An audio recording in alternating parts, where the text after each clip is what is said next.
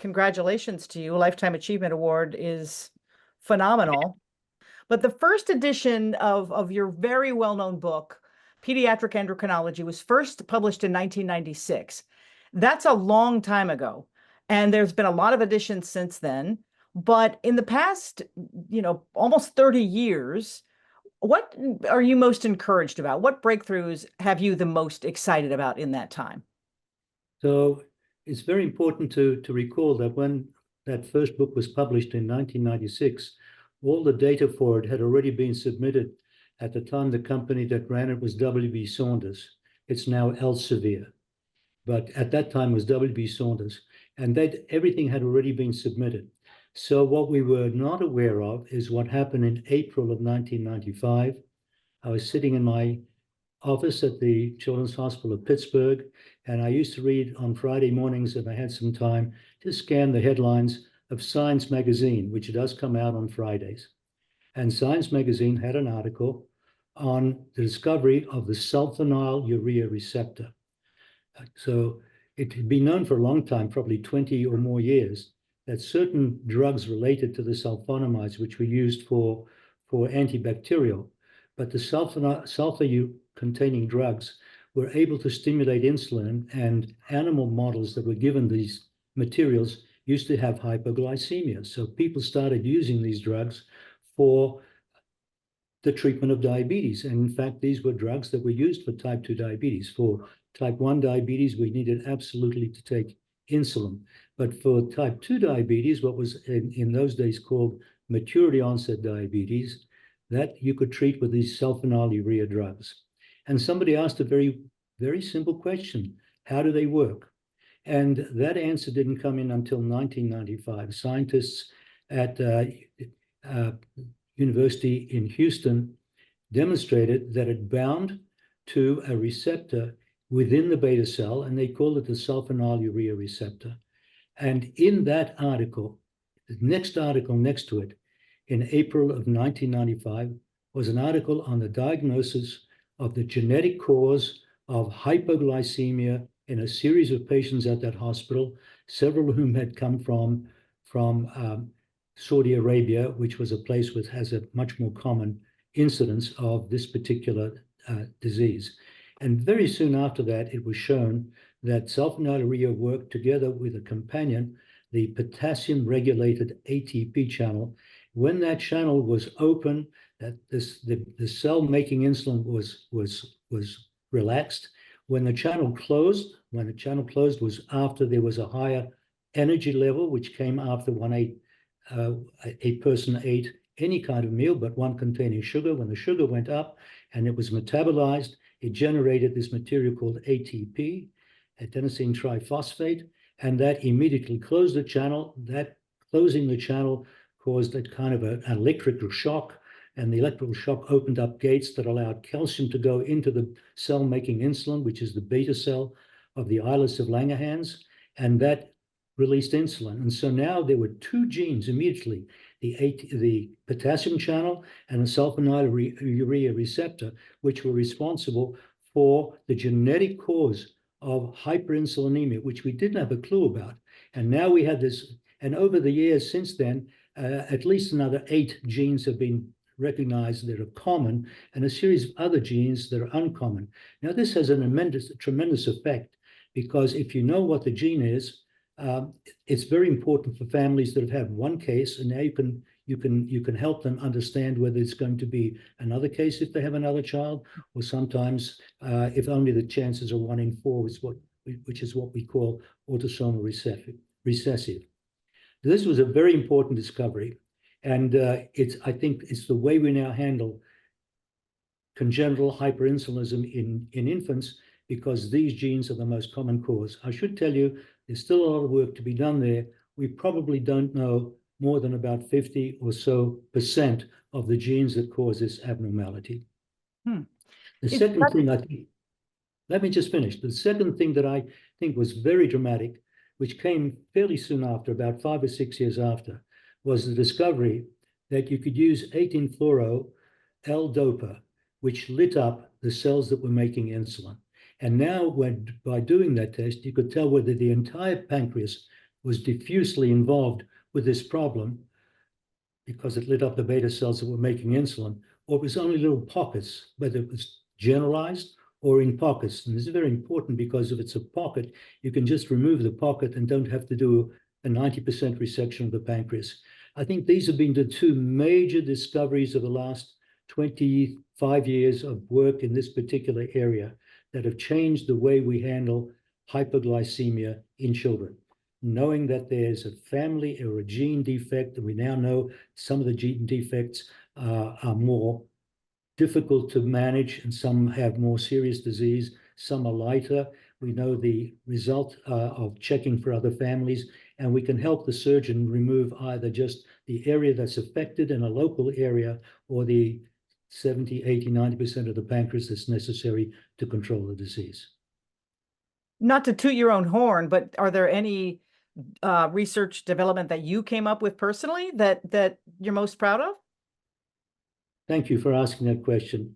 So I was involved actually with our lab in asking the question, what regulates blood sugar in the baby, and how do insulin and other hormones regulate blood sugar in the baby? You can't do these experiments in humans, but we used what is called the fetal sheep model.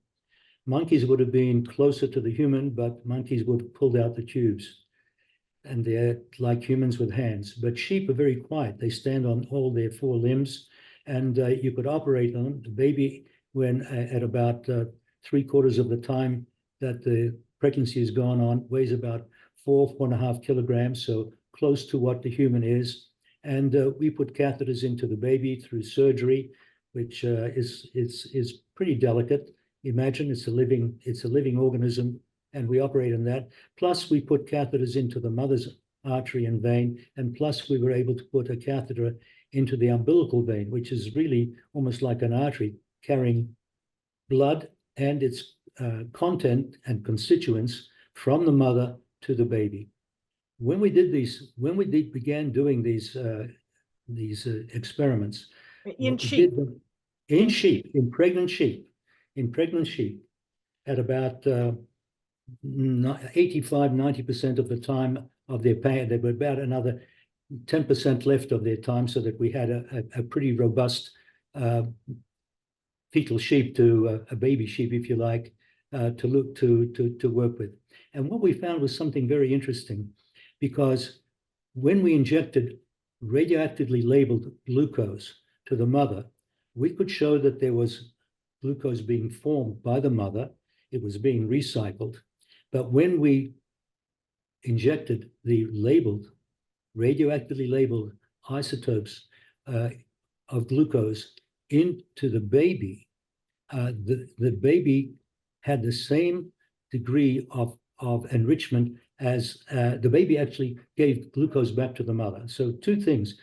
First of all of the glucose in the baby was coming from the mother, but half of the glucose that was coming from the mother to the baby was being transferred back to the mother. In other words, the blood flow between mother and baby, which everyone considered was going in only one direction, unidirectional, from the mother to the baby, was actually going from the mother to the baby, and the baby gave back half of it back to the mother. Now, this is very important because it meant that always there was a gradient. The mother always had higher glucose than the baby, and therefore she could give glucose to the baby. And the second thing that was important is that if you injected a radioactive labeled precursor of glucose, like an amino acid called alanine, which is used to tell if the baby or any organism can make glucose de novo from the beginning. Well, when we gave it to mothers, there was no problem. But when we gave it to babies, there was, in fact, an indication that the baby was making glucose. Now, how does that fit in with what I just said a few minutes ago? That all of the glucose in the baby comes from the mother, and there was no evidence of the baby making any glucose. And what we eventually figured out was we put the glucose, the radioactively labeled glucose, into the baby, but of course it went back to the mother. And the mother had no difficulty in making sugar out of that, and then transferred it back to the baby. And so there was radioactively labeled glucose now in the baby. So these two discoveries, I think, were fundamental in a very important way in helping us understand what goes on. We did other important work as well, but I think this was the most exciting work. We did also work to show that there are insulin receptors in the baby, which are much higher than the insulin receptors in the mother.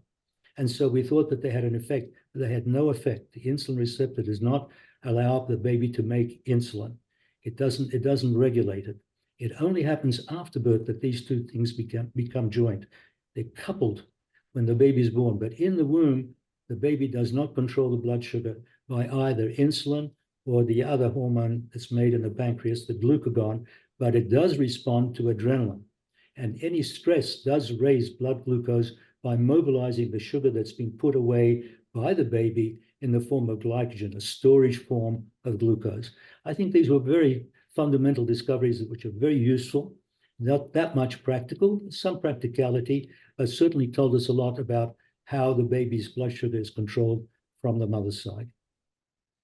If there were one thing that you think is most important to teach medical students who really want to learn about pediatric endocrinology, would there be one thing that you could point out?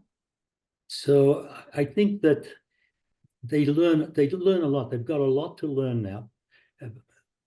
In my day, it was anatomy and physiology and biochemistry and pathology, but we didn't know anything about genes. We didn't do any genetic knowledge. Our inheritance studies were very limited. And today the knowledge is huge.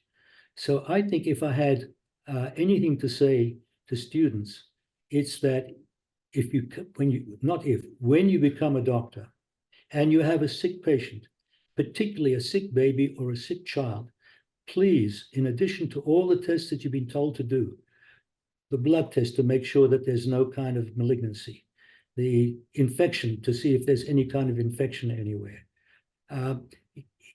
Just do a blood sugar, because if you do a blood glucose in a sick baby, you will discover whether the baby has a low blood sugar, which is hypoglycemia, or a high blood sugar, which is diabetes.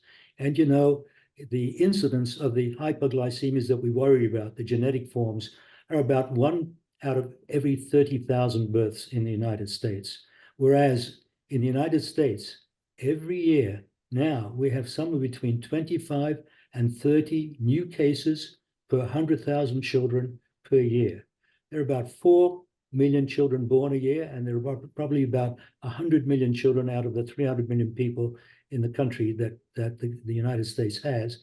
And if you have 30 cases, then it means that you're going to have about 30,000 new cases of diabetes a year. And many of these cases are missed until they present in what's called diabetic ketoacidosis.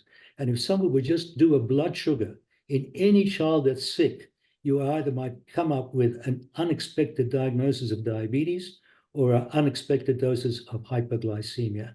And they're very, very important. Incidentally, the reforms of newborns can also have diabetes. It's called newborn diabetes mellitus, which is due to some genetic defects in the process of making genes. And I have seen and been consultant on babies that were discovered at the age of 10 days to 2 weeks when they were very dire straits because no one had done a blood glucose. And they had diabetes. They had diabetes and blood sugars of 1,000 milligrams percent. Normal blood sugar does not go above about 180. You know, the development of the Congenital Hyperinsulinism International group has really helped doctors and researchers. What about working with them and Julie and her team? What has it been like, and has that been a help? Has it been a help? Yes. It's been a help because, first of all, we know that these diseases occur throughout the world.